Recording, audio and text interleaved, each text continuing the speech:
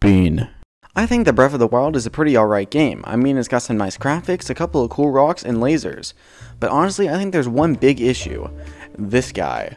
I think their name is Zelda. I don't like them at all. So I sought out to finally correct this dire issue by recreating all of the mechanics of Breath of the Wild in Unity, but with a much more aesthetically pleasing Bean.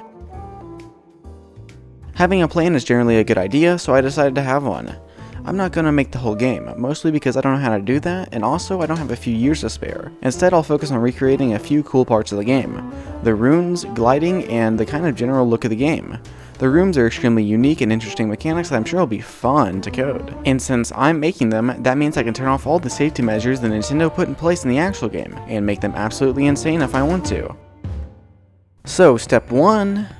I made a bean. But I needed to make this bean move, so I repurposed the movement script from my main game Couch Combat and used it on the bean.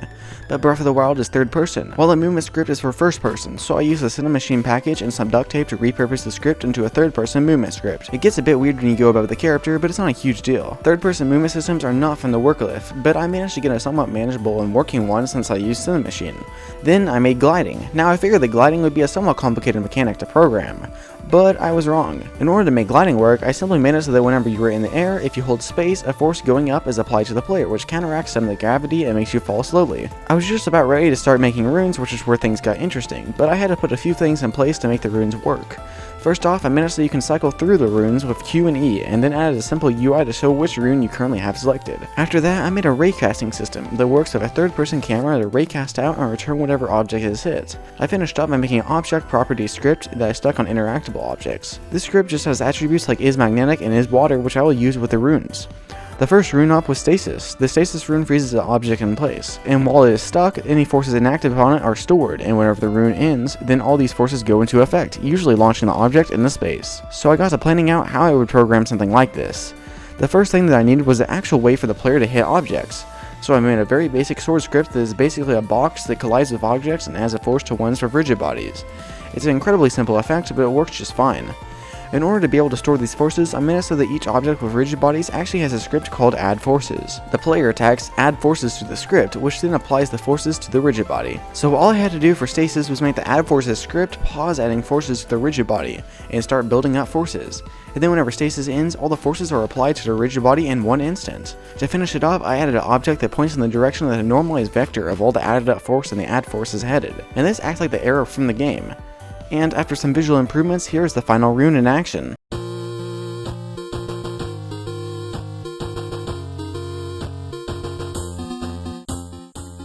Stasis was fairly simple, but I had to think a bit harder for Magnesis. The Magnesis rune moves the object to wherever the screen is pointing, which seems to be simple enough, but the object that is being moved still interacts with physics, which makes things a bit harder for me. But after a little while, I realized that I can get around this pretty easily. All I had to do was make a point where the object is supposed to move towards, and then apply forces on the object towards that point, and then I just slow it down whenever it gets closer. And so, after messing around with Raycast, I finally got something that works every time.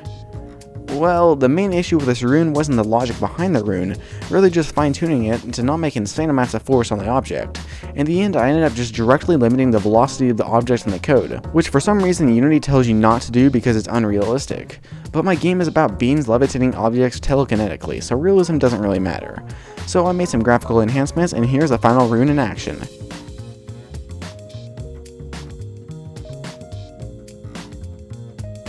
The Cryonis rune allows you to make ice walls come out of water, so I probably need water in the game. Making some basic water was pretty simple. I just made a cube with a trigger collider, and then I made rigid bodies apply forces to themselves depending on how far they were from the top of the water object, and this was a pretty easy way to get buoyancy in the game.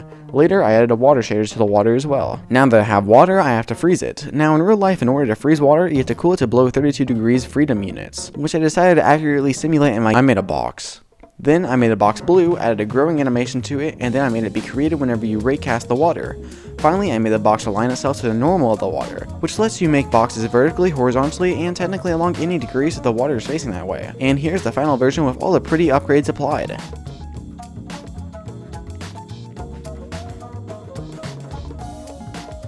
These runes actually keep getting simpler as I go on, and all I have left to do are the bomb runes, which are pretty much the same thing. I made it so that you can create bombs which are parented to you and have kinematic rigid bodies.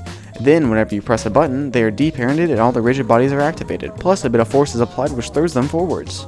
Now all I have to do is realistically simulate the explosions, which is done with a bit of calculus and trigonometry. Nah, I just took the particle effects that I made for my game Couch Combat and stuck them in the game. By the way, Couch Combat is my long-time game project that is a split-screen multiplayer FPS, and I'll be releasing it for free on Steam next year. Please wishlist. Okay, I guess I can check off selling out on my to-do list.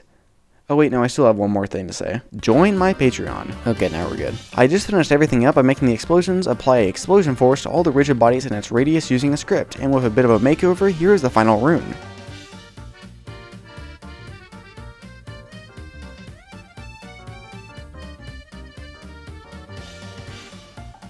Now, I sort of went out of order in this video, as I actually made all the runes look pretty at the very end of the project, but I guess that was kinda obvious as there were some other changes like the grass shader, water shader, and some other 3D models. I modeled a glider, sword, and shield for the bean and animated them. I'm pretty happy with how they all turned out, especially the shield. It's really shiny. Prettiness was definitely not my main focus for this project, and its visual style is all over the place, with low poly models, and also smooth beans, and also cartoony grass and water shaders, but it looks fine, so whatever. But I feel like the game is still missing something. At first, I thought it was the lack of a real world, or combat, or UI, or a story, or a decent character controller, but then I realized the real issue. The game currently has 3 dimensions, but it needs the ability to travel through the 4th dimension, time. In the new teaser trailers for Breath of the Wild 2 that Nintendo was releasing, you can catch a glimpse of a time rewinding rune in use, so I decided to try to recreate this mechanic based only on the few seconds that we see in the trailer. I would talk about that, but we are running out of time in this video, so I suppose I'll have to demonstrate this mechanic in the next video, as it is by far the most complicated of the runes, and I think that it deserves its own video to shine. Be sure to like and subscribe if you want to see that video, and later get a free download of the project whenever it's complete. Thank you to my Patreons Howard, House, and Natalie. They are very cool.